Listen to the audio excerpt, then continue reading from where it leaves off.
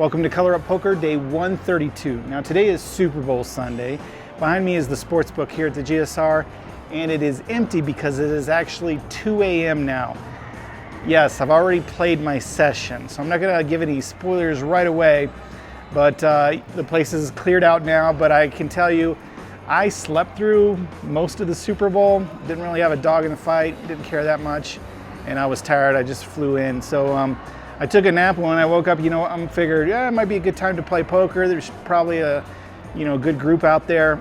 So as soon as the Super Bowl was over, I headed out here. I bought in for 200, and I tried to play on Super Bowl Sunday, so let's see what happened. All right, in the big blind with ace-9 offsuit, couple limpers, I check my option and we go 5 ways to the flop. Ace-Jack-4 with 2 hearts. It checks around, the turn is a king. This may have improved someone's hand and my ace should still be good. I throw out just a nickel. 3 players make the call. River is a 3 of clubs. I'm first to act, but I think I'm okay here. I make it $10. A raise to $20? And 2 folds, $10 to call, and I do. Ace-King. He checks his pair of aces, and then he makes a $5 call with Ace-King top 2 pair. Interesting. But I guess he did get my money in the end. This time I have the Ace-King. Let's see if I can win some money back. I open it up to $11. 4 players head to the flop. 2, 6, 7. Pretty clean flop, I think. I bet out for $10 and get 1 call. We go heads up to the turn. Queen of clubs. Now this one could be in his range. He checks and I check behind. River is another queen. He checks. He doesn't have the queen. I should be good here. I make a position bet of $15. He does make the call. I flip him over and he mucks. We scoop. Thank you very much. I asked for a seat change when I sat down. Something opens up on the end, and it is a much better angle for filming. Maybe I've moved to a hot seat as we look down at kings. A player limps, and I make it $11. 2 behind me, and another player make the call. We go 4 ways to the flop. Jack, 6, 6 rainbow. It checks to me. I make it $15. Probably should have been more like 20 to 30. 2 players come along to the turn, which is a 4 of clubs. In front of me checks, I increase my bet and go with $25 this time. Again, both players make the call. I guess someone could have the 6. River is the 8 of clubs, so clubs do get there. Checks to me, I'll check and hope to get to showdown. A bet of $30, then a re-raise to $90. Looking back, I should have been able to get away from this last bet. I can't let the kings go, and I make the call. Behind me folds. He turns over 8s. I can't believe he floated till the river with that hand. Either my bets were not aggressive enough, or this guy was just going to call anything, which I do see a lot in these games. I'm labeling him Sticky Guy. My stack is light. I top off with another $100. Let's see if we can do better with the ladies. I limp in front, and again I make it 11. 5 players. The flop is ace 3-7. All hearts, and the overcard is not ideal. Checks to me, and I check as well. It does check around. We turn a queen. I'm no longer afraid of someone holding an ace. I bet for $15. This is the same sizing as last hand, and I think again it's a bit small. I'm just not great at calculating the pot size yet. I'm not really paying enough attention yet, probably. Couple folds, and I do get 1 to go heads up to the river. Mr. Sticky Guy. King of club, which is good if Sticky Guy has an ace or a king. He checks. Dang it, my camera feed freezes. Sorry about that. But I do make it $25, and he actually lays it down this time. Bad hand in the big blind, but we get to see a flop. Queen 4-8 rainbow. I have top pair, but if I bet, I only get called and beat by a better kicker. Checks to me, I check, and we all see a free turn card. Deuce of diamond. Shouldn't change anything. Check. I throw in a nickel, folds behind, and the Sticky Guy calls.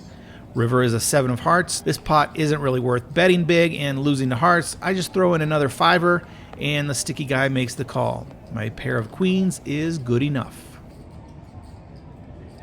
On the button with ace queen, I likey.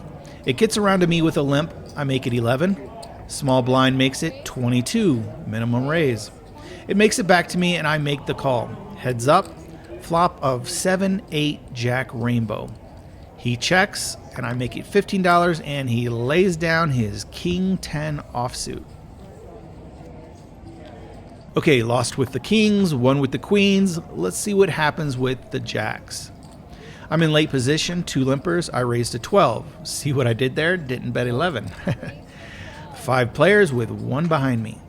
Flop comes 7, 8, 9 with 2 spades. Over pair and a straight draw. Okay. It checks to me and I make it a more properly sized bet, I think, with $25. Behind me folds, but 2 early positions make the call. Another spade, but both players check to me. I check. I think I should bet to make it expensive for someone sitting on a flush draw. 9 of hearts, check, and then a bet of 25. He has been checking and calling, and now leads out. I guess he could have a 9. I don't want to, but I make the call. Come on, he checked his flush on the turn.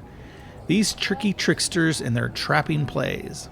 But I'm finding in these small stakes, when someone wakes up and bets the river, let's just say there aren't many bluffs. I'm in cutoff, couple limps in front, and I limp behind with ace suited. Maybe I can score a flush. 7 players to the flop. Ace 7 queen. We do get 1 heart.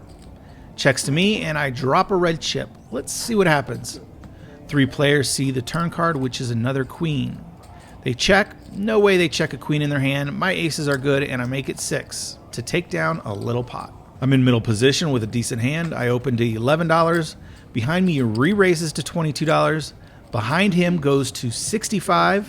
I'm in the worst position, and my hand becomes less decent. I'll just let it go here.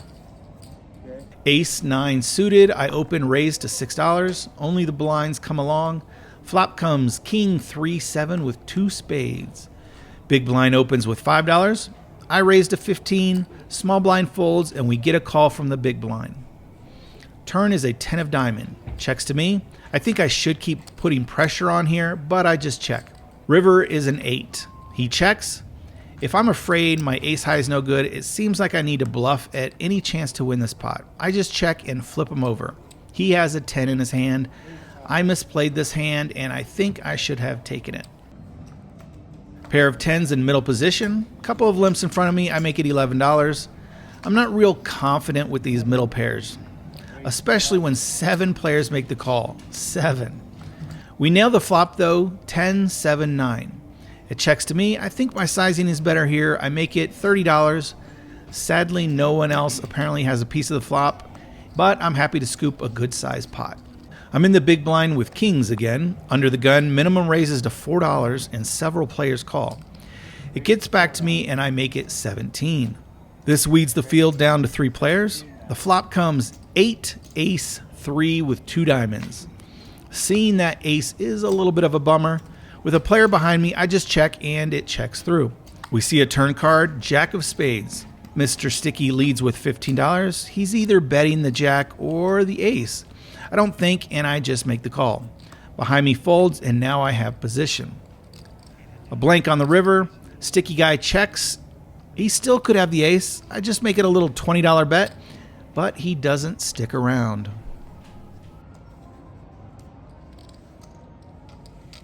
All right, playing for over 4 hours and playing this late was something new for me, for sure. I wasn't tired, obviously, because I said earlier that I slept before I came out here. But it was tough. It was tough today. So I kind of could figure out, who I thought, I had an advantage over, and there were definitely players that I knew were better than me. And I tried to pick my spots, and a couple times I got involved. It didn't work out, and a couple times it did. A lot of the night I was honestly just card dead, so I didn't get involved in many hands, and there's nothing really you could do about that. So in for 200, at some point I was down, I don't know, maybe around 50 and rebought somewhere around there. So I put in another 100. So I was in total for 300 and I cashed out for 200. So I'm down 100, but I felt pretty good battling back from where I was at. and hanging in there. So I didn't want to take too big of a loss, and I came back with a couple hands at the end to kind of save the day and only be down 100. So yeah, again, definitely I could see who was better than me and who I had a good chance of getting some chips from. But I guess that just comes with experience. And so today I was happy to stick around and have that experience, late night playing. And yeah, unfortunately I didn't win, but I felt like, not that it's worth $100, right, for experience, but maybe it is in the long term, right, my 900-day goal. So anyway, I'm just going on and on. It is late, so it's probably 2 a.m., 1:30, I don't know, it's late. So that's another reason I just kind of, you know what, 200 nice round number, time to bounce out. Nothing good else was gonna happen, so it is what it is. So thanks for joining me on my journey, and hopefully I'm back with another vlog next week. So until then, good luck on coloring out.